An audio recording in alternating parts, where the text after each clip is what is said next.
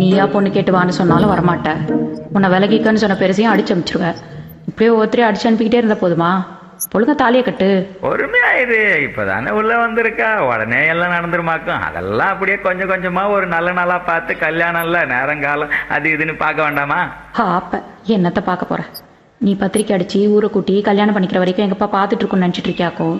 இந்தாரு 5 வருஷம் இல்லை 10 வருஷம் ஆனாலும் நானா முரண்டு பிடிச்சி வீட்டில் உட்காந்துட்டு இருந்தாதான் ஆச்சு. எங்கள் அப்பா உன் கையில் பிடிச்சி கொடுக்கும்னு கனவு காங்காத.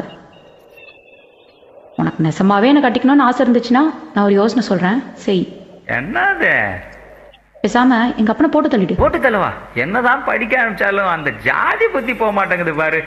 வேணாம்டி, வீட்டுக்கு ஒரு சண்டியர் போதும், அப்புறம் வாரண்டோட வீட்டுக்கு உன்னையும் தேடி போலீஸ் வந்தா நல்லா இருக்காது. சரி வேணாம்ப்பா, நீ ஒருத்தனே சண்டியரா இருந்துட்டு போ.